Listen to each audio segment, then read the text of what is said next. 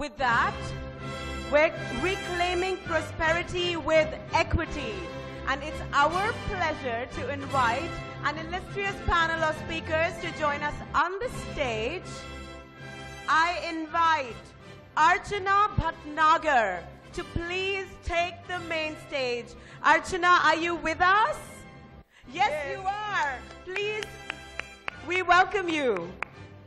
And how do we welcome you? Oh, happy birthday. Oh, wish you a very, very, very happy birthday. We'll have to sing for her. Happy birthday to you. Archana, come. Birthday to you. Happy birthday, dear Archana. Happy birthday to you. Next, we would like to invite Tina Peck. She's the founder of Project Cull. A big round of applause for Tina Peck.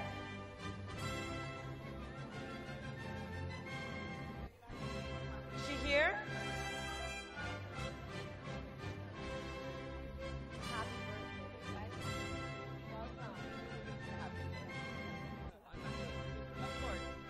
Bindya Ramji. Welcoming Bindya. Let's give Bindya a warm round of applause. She's the operations manager at ATOS. Next, we would like to invite Gunay Kazim Zed, critically with AI, artificial intelligence, from Germany. Gunay, are you here? Dr. Nayam Mitra. Welcoming Dr. Nayam, the founder director of Sustainable Advancement Private Limited. Dr. Nayan, who you're going to meet in just a second, is a rich mix of diverse professional experience and straddles seamlessly between academics, social, and corporate sectors. It's an honor. We welcome you. Next, I would like to invite Victoria Chakwu, CEO, Dell Sense Entertainment from Nigeria.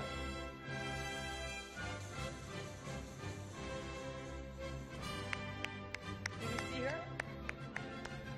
Maybe she'll join us in a second. In the meantime, if I could invite Diane Firth.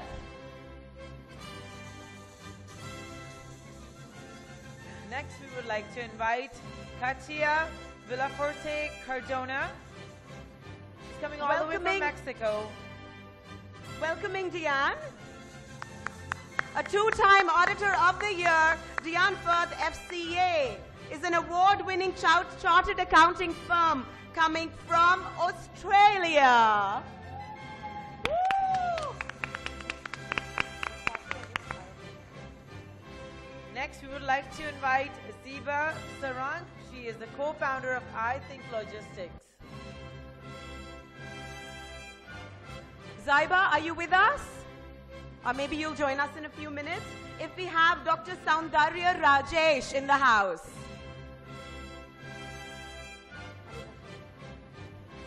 Next, I would like to invite Anubha Sharma. She is the founder and president of Avatar Group.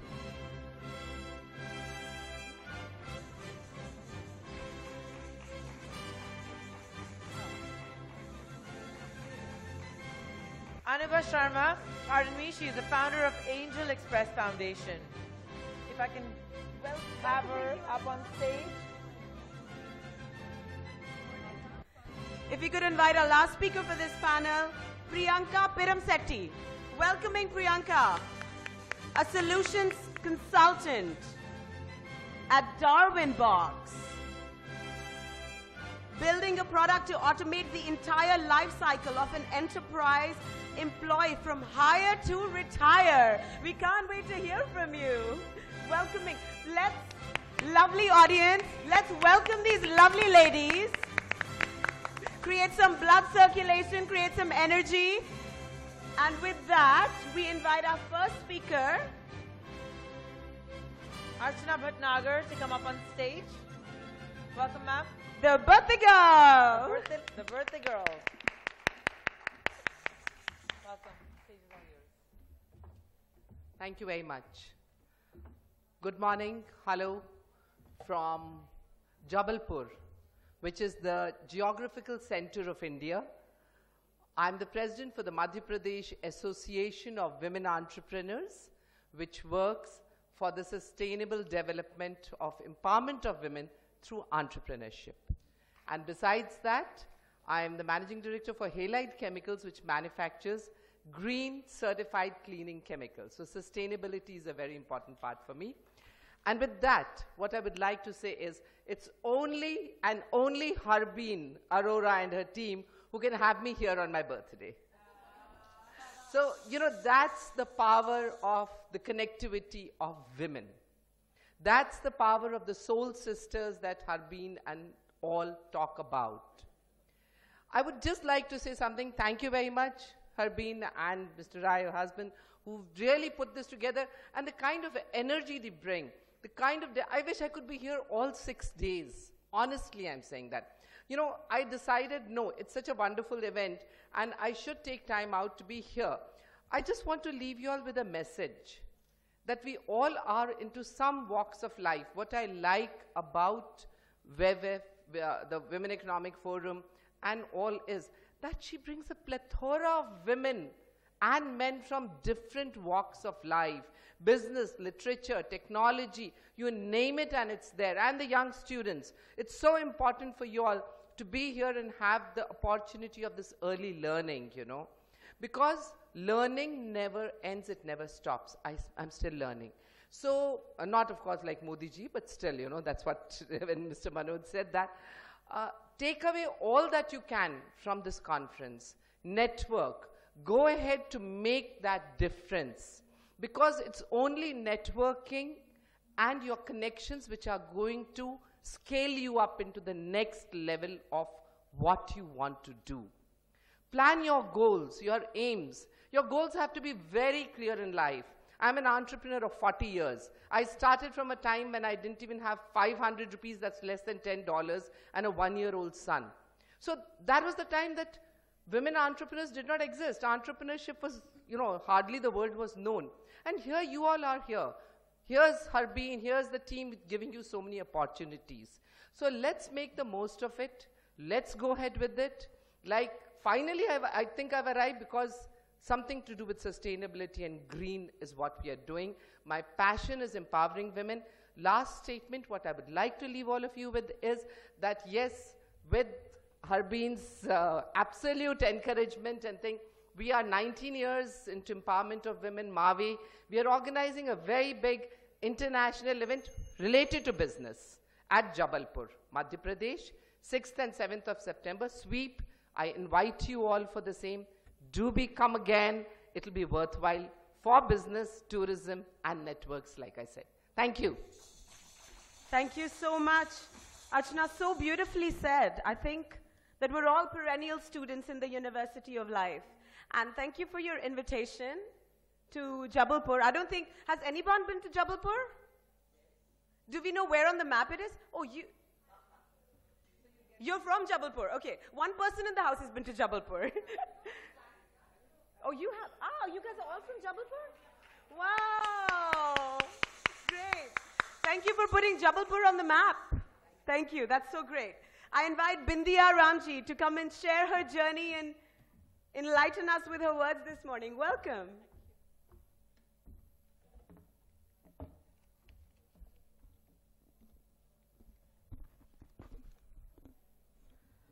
Good morning all. I am Bindiya.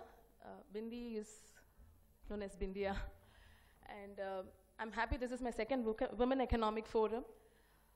After completing my post-graduation, I took up a project. And it so happened that I got a project in a manufacturing unit. I had to travel almost 3 hours every day. And the first day I went to this unit, I was taken in their office bus, which was filled only with men. And I was the only woman in the bus.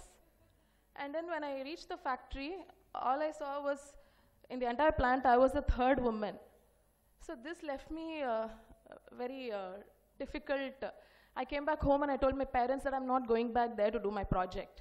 And my parents, both are government officials. They had almost 34 years of experience in the industry. One worked for the Reserve Bank, which is to do with the cash, and my mom was with the water. Both are very difficult resources.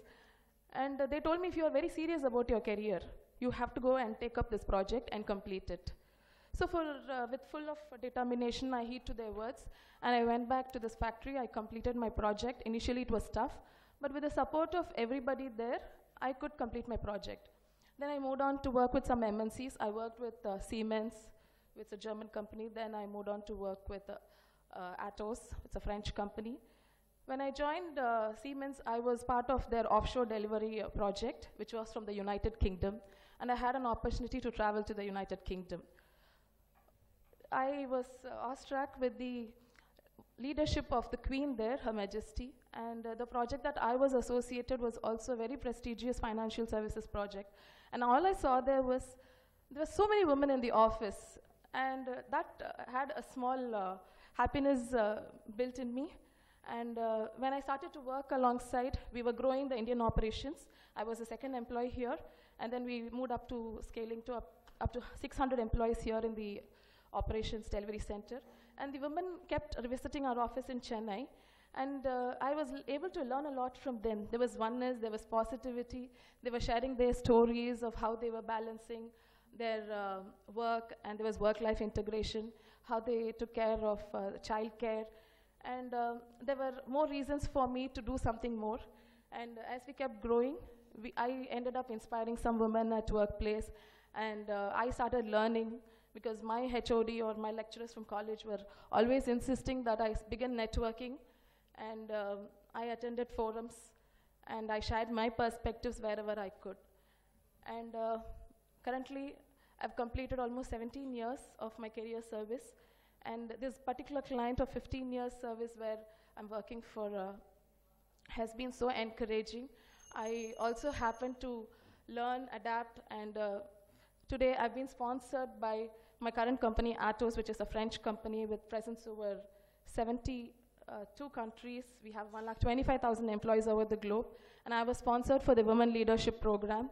I completed my studies while I was working, uninterrupted 17 years. I also built my own family. I was single when I joined. Today I have my family supporting me in reaching my purpose. I'm very glad about it.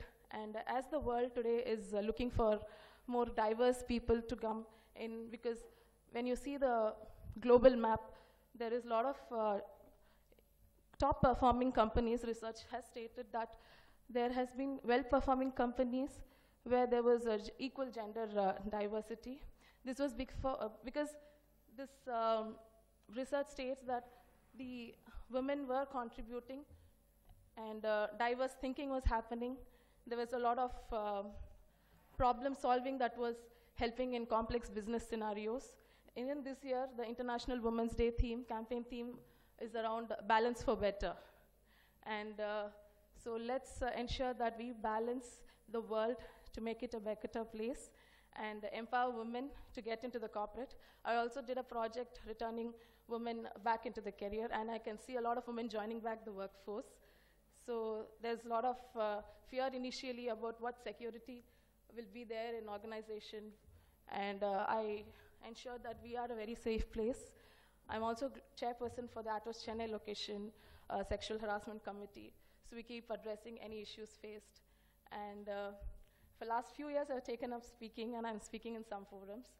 But I'm glad to have made it to the Women Economic Forum. And I'm from the south of India, from Chennai. I love our culture. So if any of you would like to talk to me after this session, I'll be happy to share my experience and the richness of the Indian culture. Thank you to all my mentors, my family, and thank you, Harbeen. Thank you to all ladies Chennai chapter.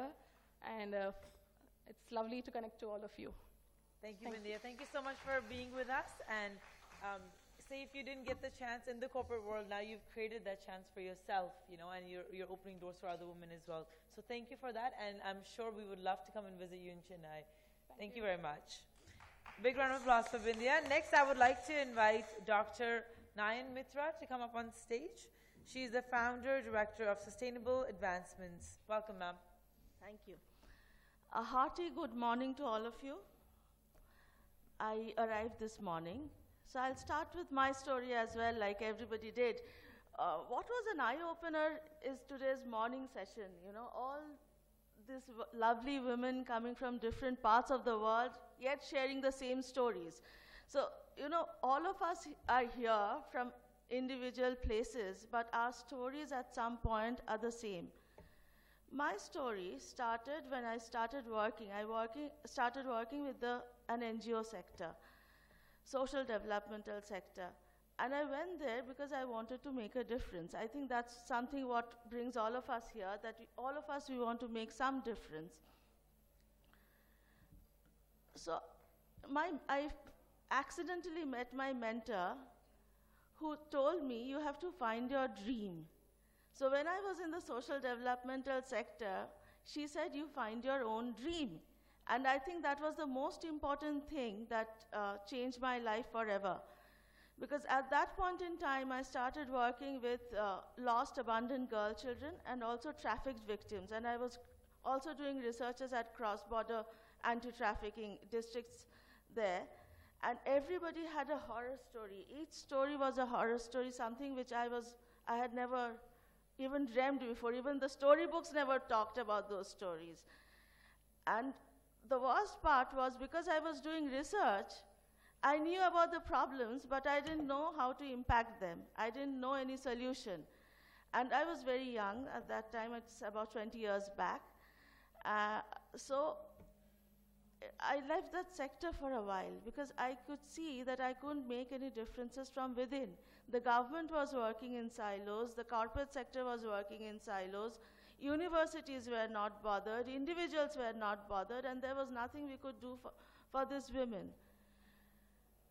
And I started to prepare myself to make a larger good. I did my PhD after 17 years of doing my MBA and on CSR, on corporate social responsibility.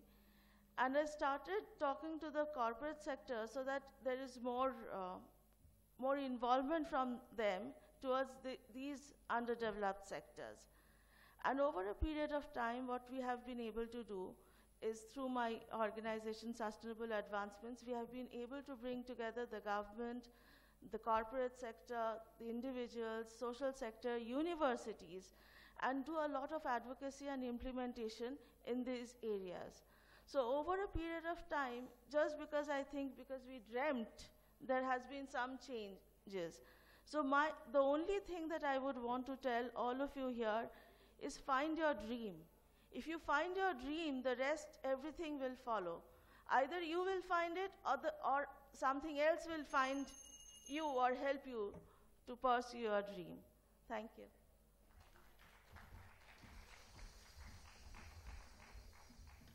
Thank you so much, Dr. Nayan, for sharing your views. You're indeed a woman of many talents. Thank you so much. Thank you. I invite Diane Firth to please come and share her journey with us. Inviting Diane. Let's welcome her.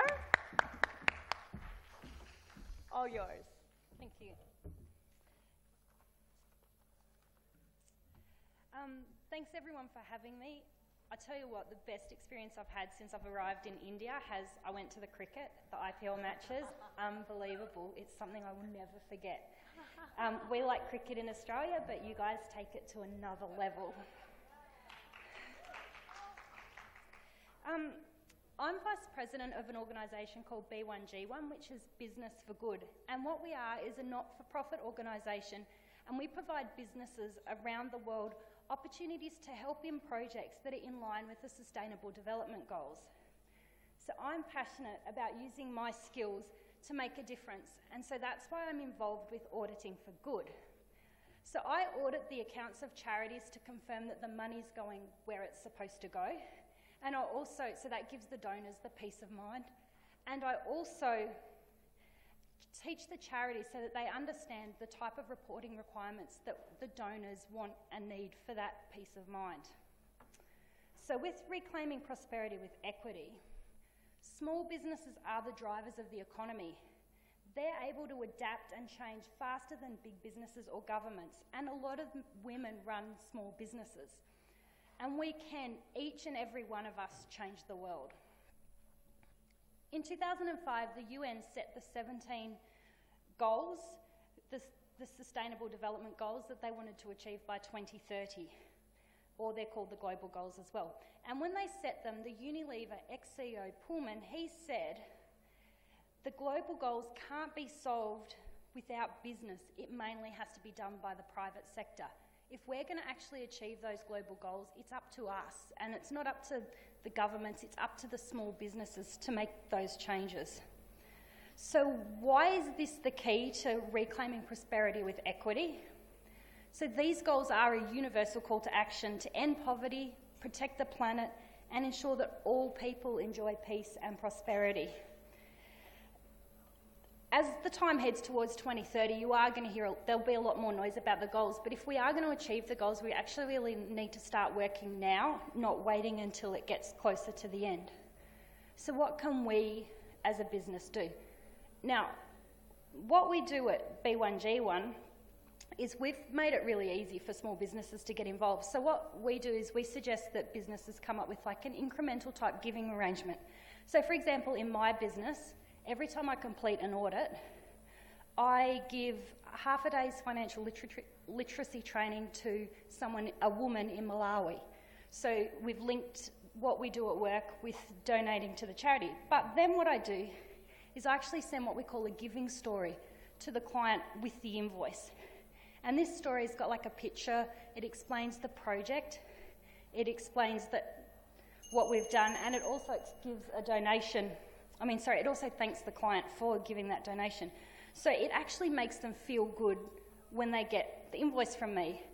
And so what it's done is it's making giving joyful. It's not making giving out of guilt, it's making giving something that's joyful. So we have like 500 projects on our platform. All of them range from different things like 1 cent for water in Cambodia to life-saving surgeries for specific children that cost in the thousands of dollars. But each of these charities go through that robust process, and we actually reject 9 out of 10 of these charities because they don't pass our criteria. The key is making sure that money is used most effectively and gets where we want it to go. So what can we all do? Put good at the heart of your business strategy. Have joy as a driver for giving, and don't do the giving out of guilt. And look at those UN goals and pick something that works for you or your business, something that you're passionate about, and get you and your team involved. And support a charity or volunteer for a charity in that area, and make sure that you can make a difference. Thanks. Thank you, Diane. Thank you so much. All the way from Australia. It's so important when you're working in a corporate position, especially as auditing. I can see how tedious and time-consuming that can be. And for you to go out and make time to support a lot of organization, it takes a lot of courage. So thank you for that, and thank you for letting people know that you can have another life besides auditing as well. So thank you for coming, and thank you for sharing your views. A big round of applause.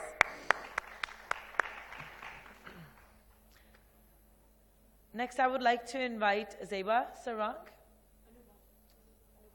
Anubha Sharma to come up on stage, founder of Angel Express Foundation. Welcome up. A big round of applause for Anubha. Thank you, Dr. Harbeen Arora and the WEF team for creating this wonderful platform for sharing. And it's been great listening to all the ladies up here. I honestly would talk a little more broad-based because I work for the poor, and I unwittingly fell into women empowerment without really, while I had started out intending working for children, but I found myself working for women, and I'll explain how in a moment.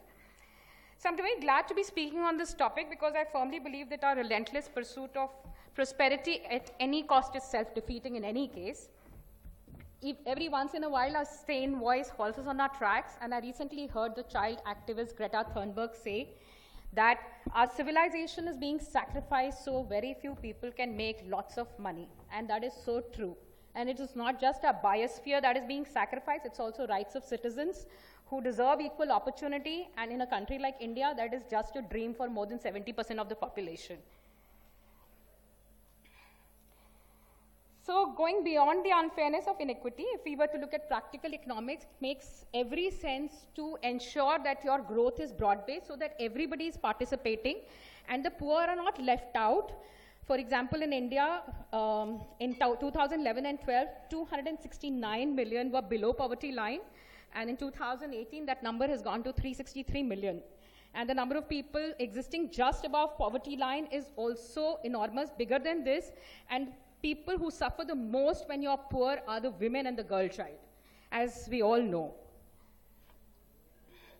So my work for the underprivileged started off with an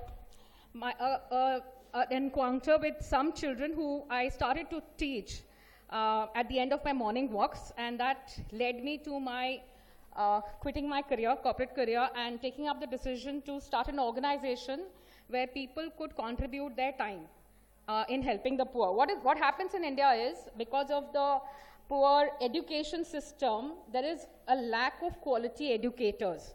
And so India is producing pretty much illiterates out of its schooling system that is catering to the poor. So as a result, what is happening is large groups of people are falling behind, unable to participate in the country's otherwise good and strong economic growth. For example, in China, if we compare ourselves to China, they have been able to provide infrastructure, healthcare, as well as education to its masses, and therefore there is equal opportunity, and anybody can stand up and claim an opportunity at the end of the day, which is not becoming available to the Indian poor at all, because they are not able to stand up to whatever challenges they face because of the lack of education. So one sees a great deal of conversation about creating jobs in personal experience, but out of personal experience, I'd say it's very difficult for youth to be able to become skilled when they have not been provided with good education. So one of the things we as socially conscious citizens can also do is create a more equitable society by taking action ourselves. So I formed Angel Express Foundation with the idea of tapping educated, capable, and underutilized human resources available in our society for free. And that translates to stay-at-home mom, who make up 95% of my volunteering force. So while doing this, I realized while ladies who had been well educated, had quit their jobs, were staying at home to look after their children, were facing a situation of lack of acknowledgement and lack of basically an opportunity to make something more out of them. And once requested, they were willingly stepping out of their homes for an hour a day and spending time in community spaces like parks near their home. So today we have 500 such ladies who are stepping out every single day to help children from nearby slums. So what is happening is that they are finding that lack of acknowledgement that they were getting at home in doing something that is so community oriented. So this is becoming, the volunteers are becoming a community of their own. They are having fun, they are acknowledging each other, and they're finding that the respect for them in society is also going up because they're helping these children. So as a result of this, we are present in 17 locations in Bombay where women come out for an hour every day in a group and children come to the same park. And today 1,900 children are receiving free tutoring, first generation learners who have nobody else, no access to educated adults, who are being able to now utilize opportunity to interact with these ladies who actually have the capability of being able to create responsible and aware citizens. And this is something that I feel has a lot of scope and ability to grow and really help bridge the gap. Thank you. Thank you so much, Anuba. You know, the theme of our conference this week is reimagining societies, right? And with your example, we've seen how important it is that we can't reimagine a society without reimagining our life, which you curated so beautifully after a successful career in financial management and making that big, making that quantum leap.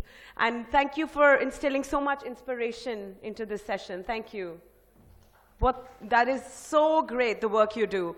With that, we invite our last speaker for this session, Priyanka Piramsetti, a radical change maker. Over to you. If you say so. Good morning, everyone, while we still have 30 minutes more for an afternoon. Thank you so much for your time, for patiently being and hearing all of our stories. My journey is just an anthology of ordinary moments, just spent with extraordinary people around with me. Be it my family, be it my friends, be it my mentors, who've seen a spark in me when often, you would question yourself saying, is this worth doing, or am I the right person, capable to doing so?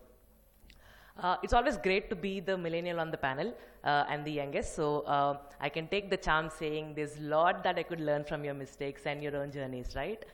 I had an opportunity to work with both the corporate and the government and the social development sector. So if there's one thing that I've observed across these sectors, and speaking especially with respect to prosperity with equity, is that people speak diversity and inclusion is a good to have, right? We look at the stats, we look at the reports, we understand what's the context, why women aren't sufficiently around in the workspace. But with 50% of the population, it's smart to have us in the business. And just having half of us not, being represented in the panels where we deserve to have, it's just cutting down on 50% of the thought leadership that we would have around us. So, and something that really picks my brain when we speak of equity is really having to collaborate instead of competing with each other. So with competing, what brings is, you just benchmark your competition, you try to replicate what works in a particular sector. But with collaboration, what really happens is you become thinking partners instead of becoming echo chambers. You start bringing in your own perspective. You start bringing in your own ideas of how this could be solved differently in our own context. So if there's a few people that I could thank, the list would be long, but I could just only be grateful for all the opportunities that I had so far. I only wish that every woman and every individual around us has the same opportunity so that they truly become the best versions of themselves. Because I don't think anyone's not capable of becoming the next big thing or the next big leader in the world that we live in, right? If there's one pledge that I could expect of you, let's be a little more kind to our peers. Let's acknowledge each other. Let's amplify. If you see a colleague who's done a good job, let's publicly acknowledge that so that she or he wouldn't feel that, hey, I'm not worthy of the appreciation I truly deserve. Thank you so much.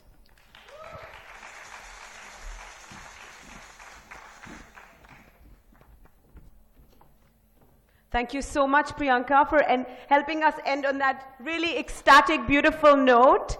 With that, I invite Dr. Harbeen Arora, and I also invite a very special guest we have amongst us, Dr. Saraswati Shankaran. I'd like to welcome her. She's come all the way from Chennai to be with us once again at the Women Economic Forum. She is the founder of a very, very important NGO doing, it's called Desh, which means country, motherland. And her story is phenomenal and very moving and touching. But what she has done with the pain that she has been through is phenomenal. It is our honor, Dr. Saraswati, to have you join us to present the awards to this session's awardees. And I request you to just say a few words in whatever your heart would like to say. Thank you very, very much, Harbeen. I think under what circumstances I have come here, God only knows. G-O-K. I think all because of Harbeen Arora. But for her enthusiasm, but for her dynamic work, and but for her presence everywhere, I don't think I would have made this. Harbeen, I love you. Aww. And just in brief, what a woman faces and what she is expected to do and what she can do and what she will do. I think that has been a lesson for me all along my life. Shall I say the youngest? I'm 81 years old. And every year I find that the girl's personality, the woman's personality, that has to shine.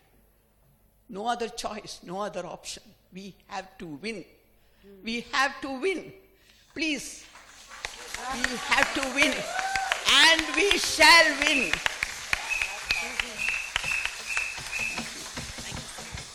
Mansi will begin the award ceremony.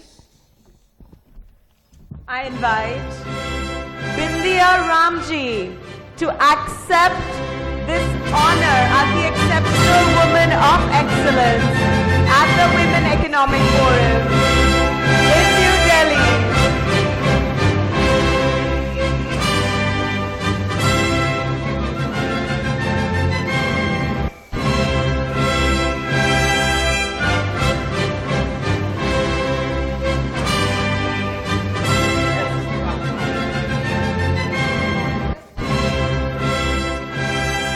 Wanted to share one thing. I received this award in 2017. There's a picture of Taj Mahal. Take a picture with that background. It was my profile picture for so long, and it was one of the best pictures. So I'm happy to join Harbeen over here. And Archana, the birthday girl, is also our previous awardee. She invited you all to her event, and I invite you here to join me as well to present the awards. Amazing. Thank you. Inviting Dr. Nayam Mitra to accept this honor as the Exceptional Woman of Excellence. At day one of the Women Economic Forum in New Delhi.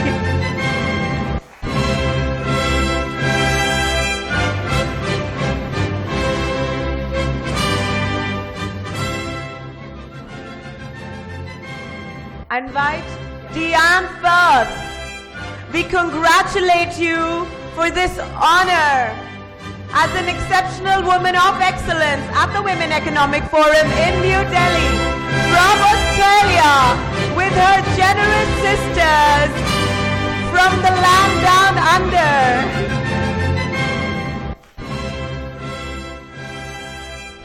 Anubha Sharma, please accept this honor on behalf of the All Ladies League at the Women Economic Forum.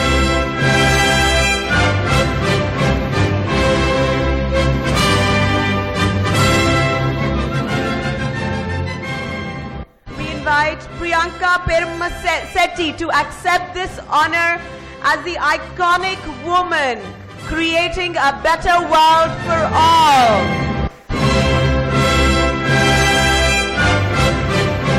Ladies and gentlemen, I invite you to maybe stand, recirculate that energy. Yes, yes. Use your limbs, use your whistles, use your breath, use your arms. Ladies, please come together for a group photograph. Yes. Let's see, let's have a contest for the noisiest corner. Australia is clearly winning the battle for the noisy corner. Woo! You guys on the left side, you have to take it up a notch. Yes, yes.